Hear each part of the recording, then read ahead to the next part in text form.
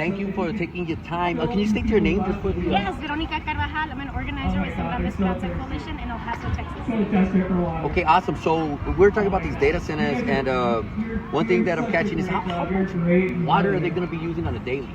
So Meta is saying that they don't need water every day, only on the hot days, but they demanded a written agreement with our locally owned water company that guarantees them up to 2.5 million gallons a day. 2.5 million gallons a day. Okay. A day. And the director of our water company just told us that we need 1 million gallons a day for the next 50 years to be okay. So why are we letting Meta take 2.5 million? It's actually 3.5 million. Wow. Okay. Yes. Okay.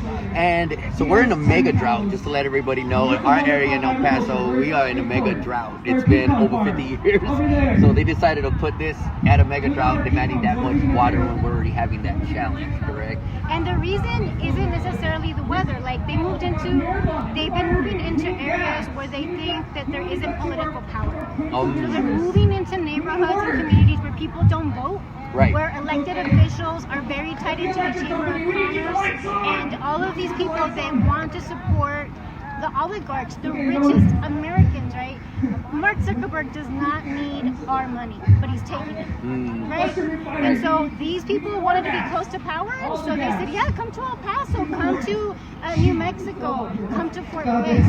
And so this is a huge problem for our community because, as you said, some of us don't know anything but drought. Right. We were born into a drought. Right, correct. We were born into being told, you turn off the water when you brush your teeth, you reuse your water as much as possible, you get rid of your grass, all of these things, right? And then here comes Meta and other companies demanding and getting whatever they want.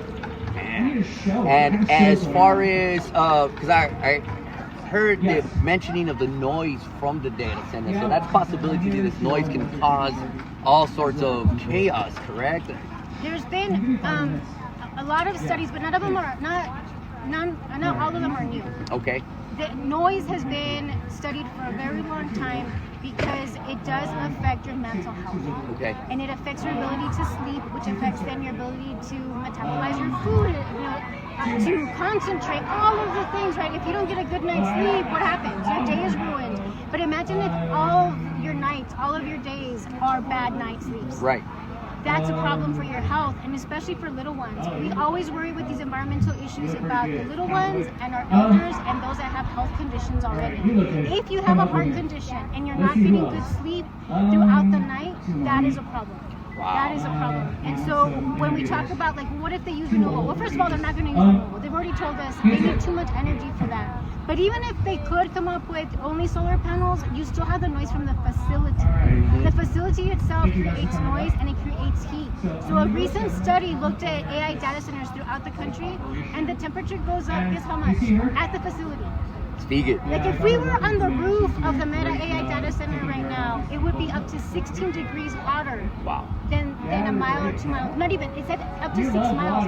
That heat radiation is up to 6 miles. So you could be 10 miles away and it's cooler, and over here it's 16 degrees. It's 100 degrees in Central, it's 116 degrees in this neighborhood now because of Meta. And so that's what could happen. And so we're not going to let it happen. We're going to stop Meta. They've broken ground. We're going to go see, hopefully you can join us. Yes. We're going to go see the site, drive by it because they won't let us on it. And you're going to just see how large this campus is, but we're going to stop it. We've stopped bigger projects before in this community. We're not going to give up now. We're fighting along with the folks in New Mexico and the folks that are fighting Fort Bliss because we all stand together in this desert. Yes, indeed. So just for everybody who's not from El Paso, Texas, from this area, we get up to temperatures in the summer 110, 112. So basically, what you're stating is we're going to be really up there then. You're talking about 130 degrees. It's crazy for some of these neighborhoods. That's not livable. And what they're doing with the energy consumption is going to affect all of our power, right? So they're going to use 800 generators. Imagine, you have a generator for your food truck, 800 of those larger ones stacked right next to each other at the same location, running at the same time, spewing out lots of pollution. And they want to pass that cost onto us. So we're fighting before the state. We've been submitting comments to the state about how unfair it is for us to pay for those and to inherit these generators in 5 years or less. Man. It just gets worse. It just gets worse. Yeah, that's why I wanted to definitely document this, and and give everybody this knowledge so y'all could actually have an information of what these data centers are doing. A couple of the other speakers were talking about talking to certain farmers, and that their sheep have been dying, their cows have been dying, the vegetation is having issues, the bees as well. So these are all also possibilities that we haven't even seen the outcome of, technically. The science has not caught up to what these AI data centers are doing. So what's happening is that we're collecting stories of people who are telling us, like, and you know, farmers and growers, they know nature. They know, if they look at the almanac and they know exactly when it's going to rain, what it's going to do to their crop, to their animals. And so they're right there, they're on the ground listening and seeing what's happening in a direct effect of what's just moved in, which is these data centers. There you have it, y'all. Thank you so much for your time. We're just here to give the awareness. Keep posted. Stay tuned. Definitely speak a little bit about this right here. Hey, bros, what's up? Yeah, so we're fighting. We don't want this in anyone's backyard. So we don't want to push this data center, this mega data center, to the county of El Paso, to New Mexico, or to Fort Bliss land, because we're all united. We all breathe the same air. We're all using the same water.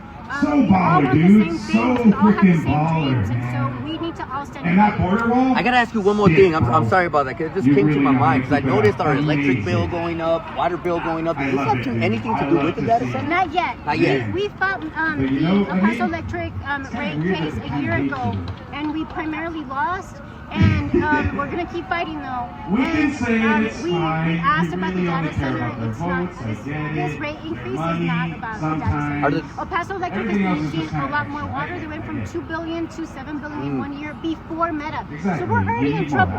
Just like we don't have water, we don't have clean air, we also don't have